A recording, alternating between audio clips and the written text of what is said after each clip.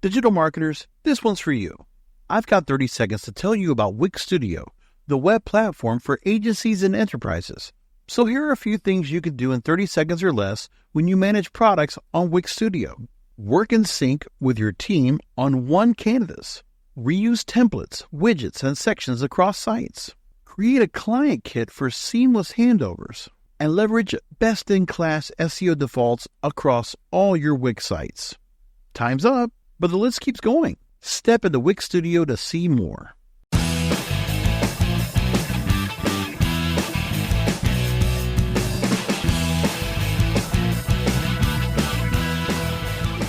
Hello and welcome to SEO 101 on WMR.fm, episode number 472. This is Ross Dunn, CEO of Stepforth Web Marketing, and my co-host is my company senior SEO, Scott Van Achte. Well, we're both going to head out in our boats tonight, so our day's good. The day is good. And also, for anyone that's going to watch us on video someday, I shaved today, so I don't look like a homeless person anymore. Sure, that's what was different. You look all young. I look so young with my beautiful, shiny head. Yeah, none of the gray is still that way. Like the day I was born. Yeah. All visibility ball there right now. All right. Yeah, it's good times. All right. Well,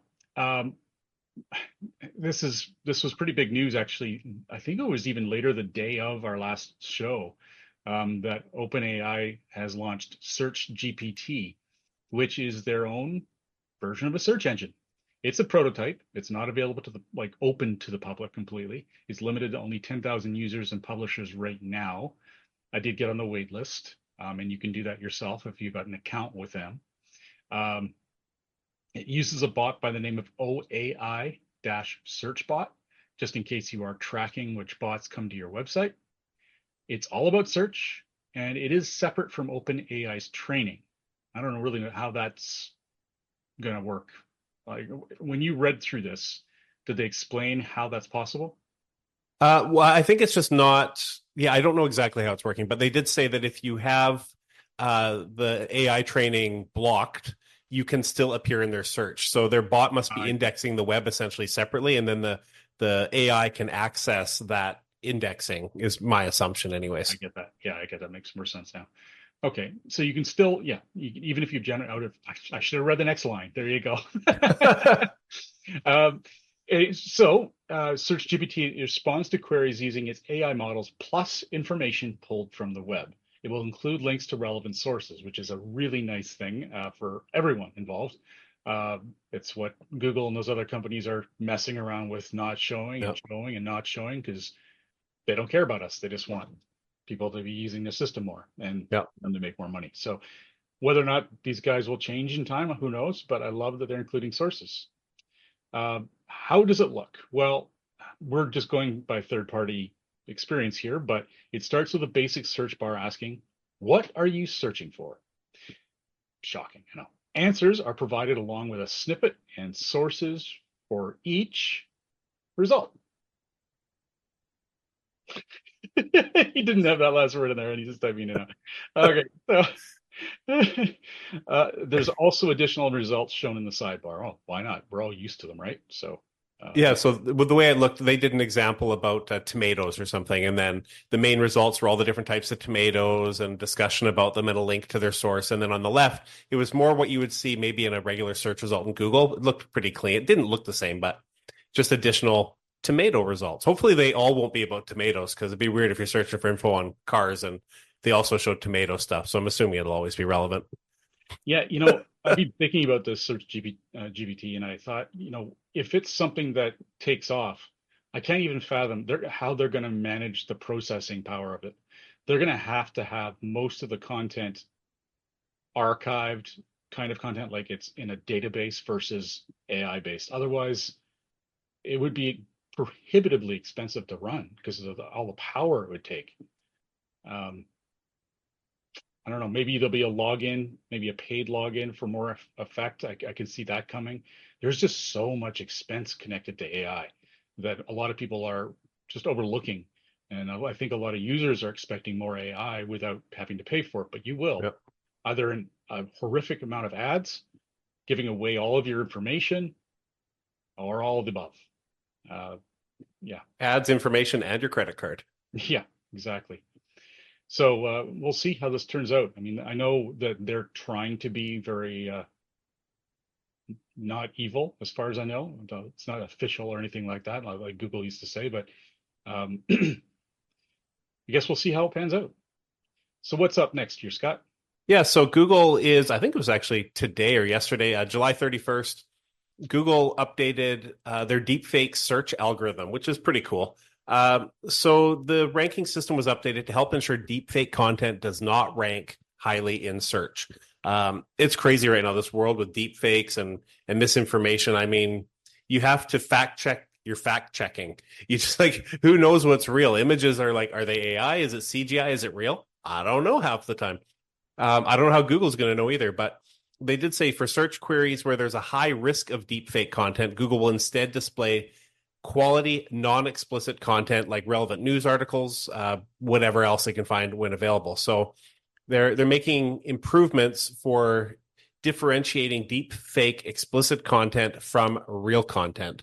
So what did they say? They said so if a site has a lot of images, sorry, a site has a lot of pages that Google has removed from search under their policies, that provides a signal that the site is not a high quality site, and that will factor into how other pages from that site rank. So if you're producing a lot of deepfake content, essentially you can be demoted as a result, which kind of makes sense. They kind of do that anyways with regular search. If your site's putting out malware or spam or whatever, your whole site's going to go down, not just the page that's bad.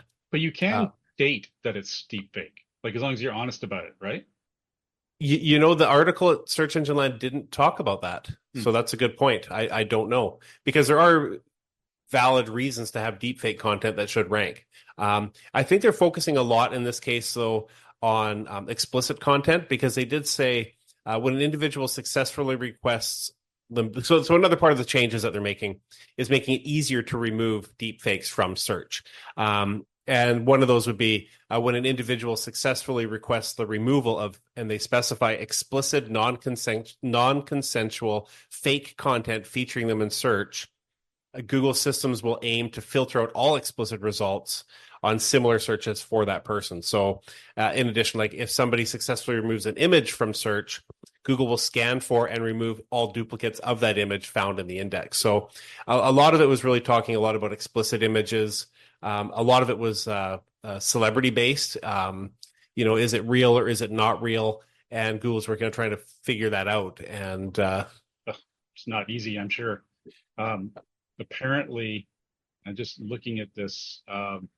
Google is identifying AI generated images with synth ID. This was back in August 2023. It helps watermark and identify synthetic images created by Imagen, which is another system, I guess, at that time. So, they're always on top of this stuff, trying to eclipse this. I would not want to be on that team, man. Well, it would be fascinating. You'd sure know more than you ever wanted to know about images, but it's fascinating. And I want, if there isn't one, I swear I thought I read something that you could state, and that's what I was looking up when I found this, state that the image is AI. Maybe you just have to add a watermark or something saying this is AI generated. I'd be fine with that as long as it was just like a symbol. Yeah. Something that ruined the image.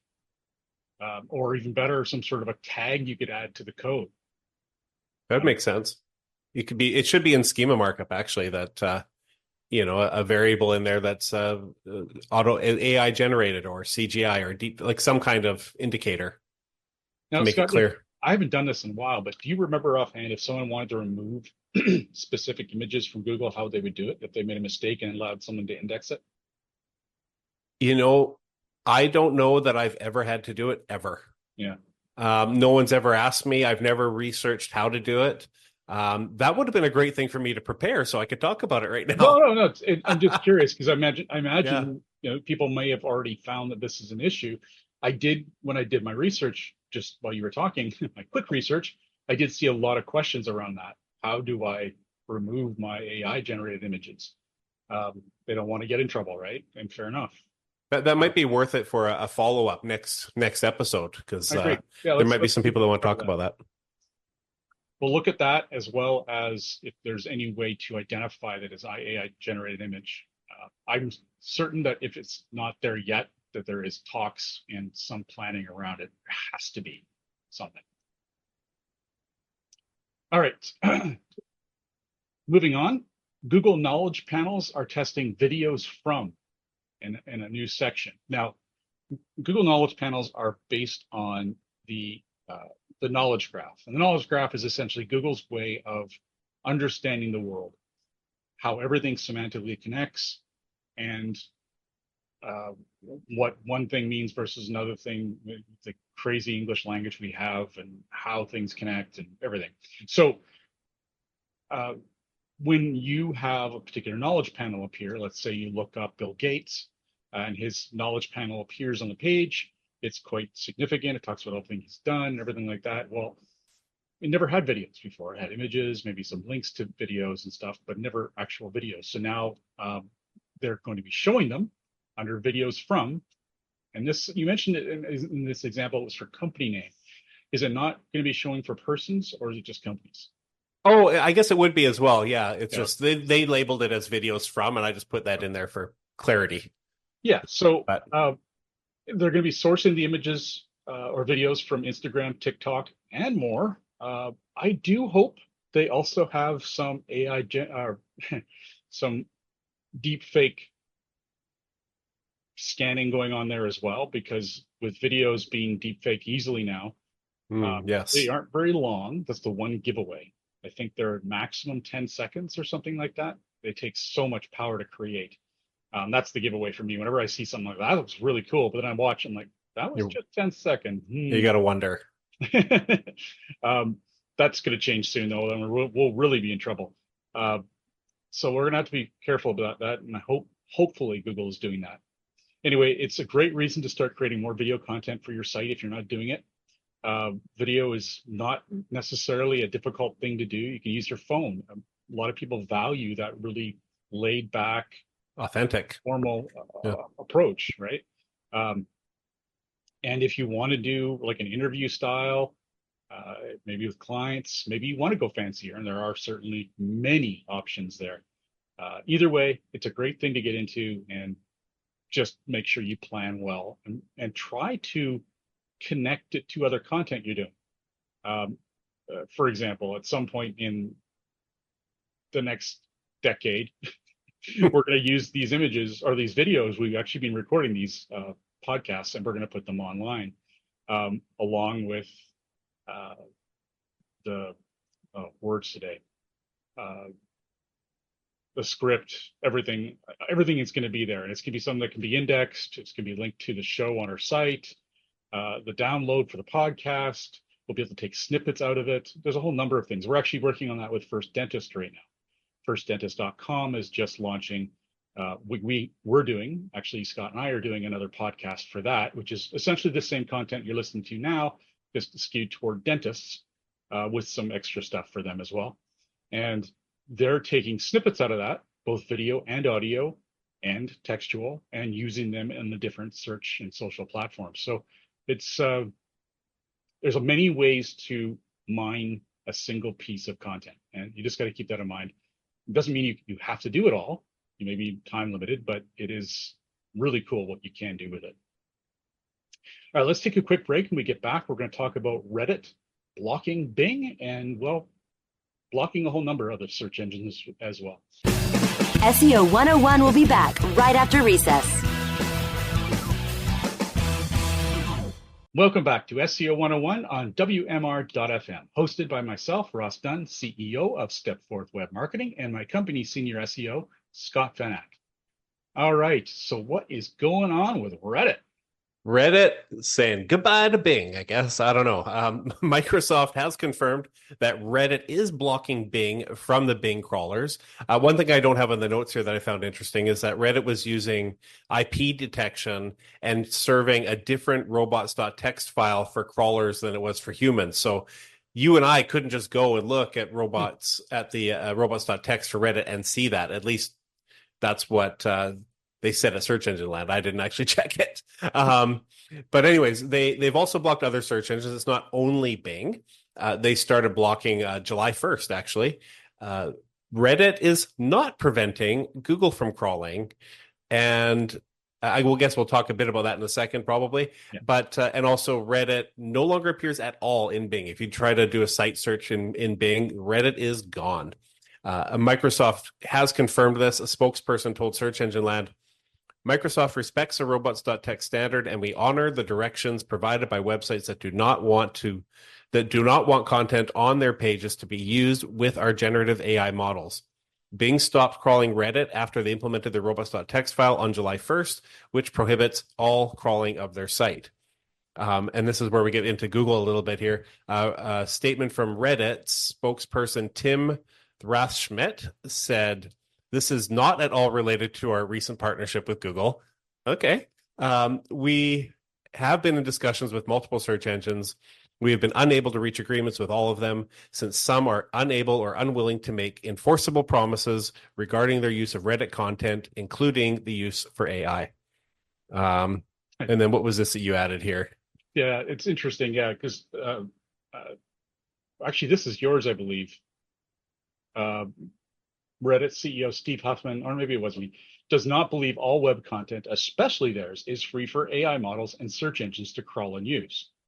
But what I thought was really interesting was, and kind of galling, quite frankly, I hope it's been taken out of context, was Microsoft AI's CEO, Mustafa Suleyman, called the web freeware. This is a quote from him.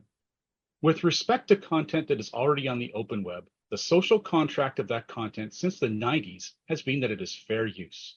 Anyone can copy it, recreate with it, reproduce with it.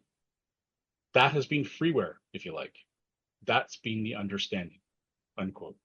Did they forget in his quote at the end that he said not after that? Like maybe yeah. he was referencing old Wayne's World from SNL or something. It's just, yeah, that has to be taken out of context. It's just so insane. Who could ever say that all of it's freeware? It's not even remotely. Just try and say that to a newspaper online. You know what that makes me want to do? It makes me want to get like scottsinternet.com/ and then the entire internet. Just like scrape every single website and have it as a subfolder on my own website. Like a summary of every page on the internet. Yeah, just everything. You want to go to Google, go to scottsinternet.com/ Google and go there. Or I was saying to Ross earlier, what somebody should do is scrape all of Microsoft's content, put it online, and be like, well, your CEO said I could do this. It's in writing. There's got to be more to it. It has to be. There just is no way. Anyway, it's how I interpreted their thing about Google is that he says this is not at all related to a recent partnership with Google. I believe that they just mean that they're not blocking the other search engines because they've got a relationship with Google. Because Google did pay them $60 million for their content. That's not a tiny amount of money. So damn right, Google can get in there and index it and use that information. And I would expect that does set a precedent for the other guys. Come on, cough up something at least.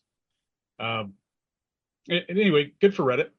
Not that it's a small business. It's part of the Condé Nast monstrosity, a humongous company. I mean, they have money coming out of the wazoo. So they're classic corporate America, and they're going to push for money on this, and we'll see what happens.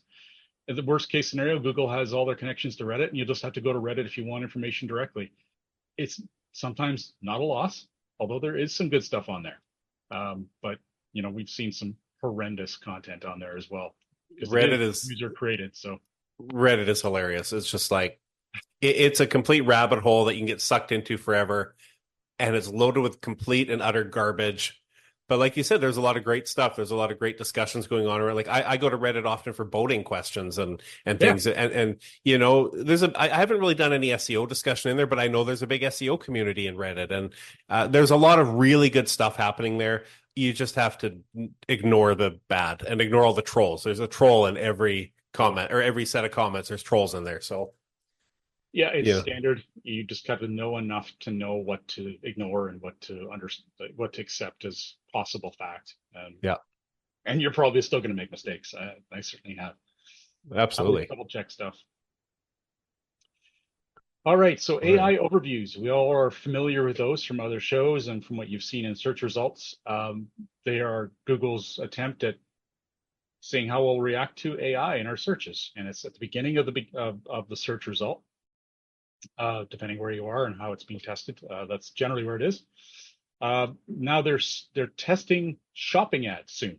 Shouldn't say now. Soon they will be testing shopping ads. Not a big shock there. If it's money, it's going to be coming. In their Q2 earnings call, Alphabet's Senior Vice President, Philio Schindler, noted that ads in AI overviews are coming soon. Not much detail has been released. Just hearsay at this point, but obvious, logical hearsay. I'm curious how they're going to do it, really, because they're talking about putting the ads in the AI overview. So it's not just your regular paid ads above or below, which we see. I mean, that's out there now. How are they going to incorporate it into the overview? I'm curious. Is it going to be just a links within the content? Is it going to be a typical ad, an image ad, like, I don't know. I'm curious to see what they do with that. I mean, just a theory, but I mean, if someone was looking up, I don't know, new fishing rods, a particular fishing, a Shimano fishing rod, I don't know, whatever, Shimano fishing reel, and they wanted more information about it. Why is Shimano such a good reel? They could have information there created by AI, but then on the right, then they could have links to shopping. Buy a Shimano reel. Pretty simple that way. I think it's probably going to be that simple at the beginning. I want to throw in a little total side note squirrel here. I'm learning that people that listen to us can probably learn a lot about us by our random examples we use, because we've been talking about boats and fishing, and obviously Ross and I are into that right now. It's like that time of the year. Sometimes we talk about cars or certain cars we love. Like I don't know. I just find that funny that I don't know if people really pay attention to that, but our examples definitely reflect our lives a lot. Yes. Yeah, I was talking to one of our listeners yesterday, and I mentioned I was, going on the boat. He's like, yes, you mentioned you had a boat in the air. I'm like, right, I guess I did. As long as we don't start talking about CrossFit, we should be okay. CrossFit people always talk about CrossFit. CrossFit. No. Yeah. You can talk about that next time. Yeah, of course. Yeah. All right. So there is a study on Google AI overviews and what is included in the average overview, or at least an assortment of them. So how did this turn out? Yeah, so this was over at Search Engine Journal. They were mentioning the study by NewsDash, which I had honestly never heard of. Sorry, NewsDash. I've heard of you now because you did the study. Do more studies. With a Z. News with a Z. Right, Americans. Yeah. It's either NewsDash or New Z Dash. No. Anyways, so they did a study. Sorry, I'm an idiot. They did a recent analysis of about 10,000 keywords and found a little bit of data that I kind of found interesting, and it's all about AI overviews, and it's sort of tied in nicely with the last segment here. And they found that AI overviews are being triggered by only 3.9% of news-oriented searches. Health-related queries are the most likely to show them, coming in at about 29.6%. Science and tech-related stuff, about 4%. Business, so that's not necessarily a specific business, but like business-oriented searches, about 2%. And they found that national news, sports, and top trends, so top trends would be, even political, like Donald Trump, things like that, saw very minimal AI overview presence. The top types of sites that are being sourced in these AI overviews include mostly medical and scientific websites like Mayo Clinic. I saw WebMD was on their list. The National Institutes of Health, that sort of stuff. So if you are hoping to get your content in AI overviews at this point, your best bet is to convert your site into a health-oriented site. I wouldn't respected ones. Highly respected health-oriented site. It's a lot of work if you sell cars. But it's kind of interesting that and I don't think this is necessarily Google deciding what they want to show, because AI overviews, at least currently, are designed to give you results for obscure long tail queries that don't really show a lot of natural results anyways. And I think a lot of the stuff that's, business and news, there's tons of material out there. They don't need the AI overviews. But with health related queries, like what's this weird thing on my shoulder? I don't know, like, you're not going to get a lot of results for a lot of those. So I think this is how it is now. This will probably change, I would think, as AI overviews has expanded and especially monetized. Once Google has ads in there, I think we're going to start seeing it show up a lot more often. Well, yeah, there's lots of change there, and we expect all of that to be highly controlled. Google's a little embarrassed, I think, about all their AI backfire. Yeah. So fair enough, and thank goodness they are. All right, our last piece of news is about the Google Business Profile and how they've added a tool, an AI tool, of course, that creates a menu from an image. Now, this isn't necessarily something you would want to trust, but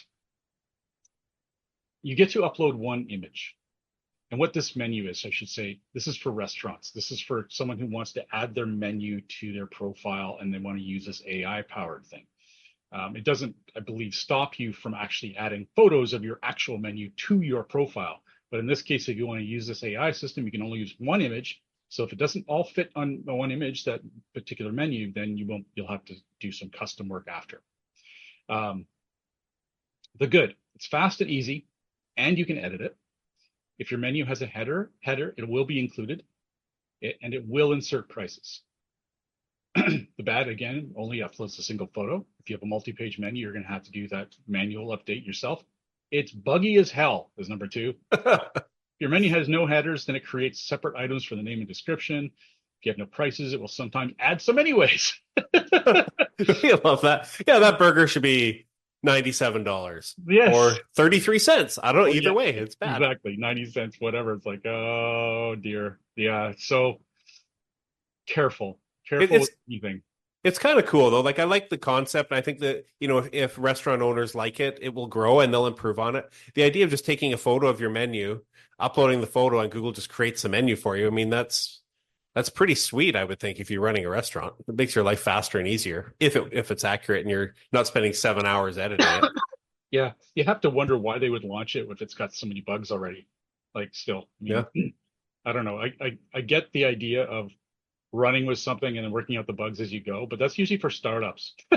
Not Google. Well, Google's only been around for, I don't even know how long now, 25 years, something like that. So they're still a startup. Yeah. Sure. Why not? Yeah, when they hit 100 years, they hit 100 years, they're good. They only have a few thousand employees.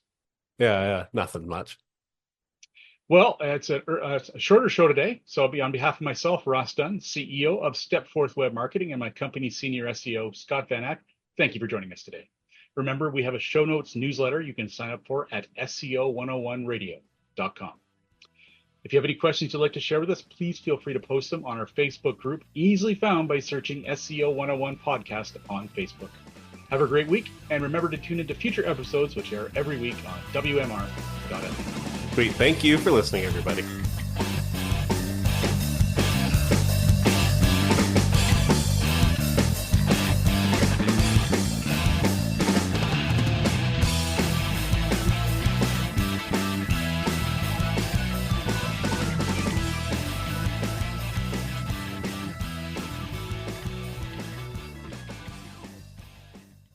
Digital marketers, this one's for you. I've got 30 seconds to tell you about Wix Studio, the web platform for agencies and enterprises. So here are a few things you can do in 30 seconds or less when you manage products on Wix Studio. Work in sync with your team on one canvas. Reuse templates, widgets, and sections across sites. Create a client kit for seamless handovers. And leverage best-in-class SEO defaults across all your Wix sites. Time's up, but the list keeps going. Step into Wix Studio to see more.